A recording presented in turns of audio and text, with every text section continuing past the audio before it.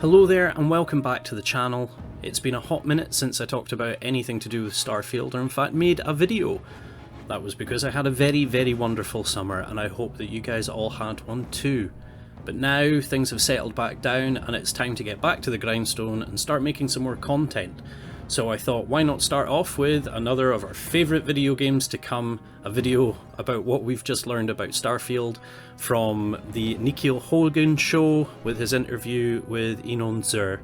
And I think there's a couple of things that he says in this interview which, makes me really like the sound of what Starfield could possibly be, and further reinforces my opinion that I'm going to enjoy Starfield quite a bit. But anyway, let's get looking in on the interview. The game is at least twice as big as the biggest game Bethesda ever did. This probably doesn't come as a surprise to anybody at this point in time. I mean, it's pretty well documented that Starfield is going to be one of the biggest games that Bethesda has ever made, with over 150,000 lines of dialogue. I mean, when you compare that to Fallout 4 at around 111,000 and Skyrim at 60,000, we already knew that this game was going to be absolutely massive. The premise of Starfield and the courage to ask questions and to try to answer them actually standing in the core of Starfield, more than just another shooter or another RPG game. Starfield really takes a very courageous step into realm of that is more philosophical, and it's not about how it looks. It's not about how the gameplay is, although they're also incredible, but it's not about that. It's about the story, and it's about your ability to write your own story within the story that Starfield is, and your ability to ask questions, seek for their answers, and maybe get them. Not gonna lie, I was super happy to hear this. I absolutely love games that have like a moral or philosophical imperative. I really enjoy putting myself in those choices and then figuring out what I have to do, and knowing that the protagonist is unvoiced as well is really going to help my immersion within the game.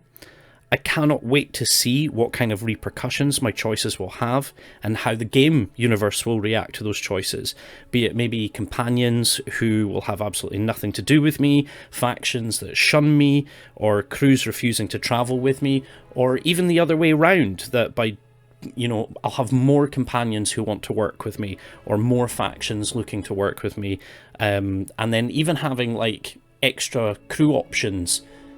I genuinely can't wait to see how all of this will tie together to form my own story within Starfield.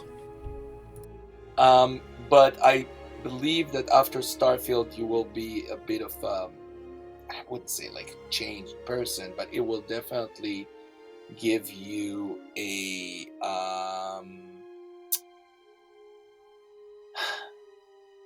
another perspective, maybe deeper perspective to your whole being. I do look forward to seeing what the outcome of the game is going to be when I finish it. I do wonder if I'll have some magical insight into my personality or that of my friends when, I discover one of them was a bloodthirsty maniac who decided to murder everyone on every planet every time he went there. Who knows?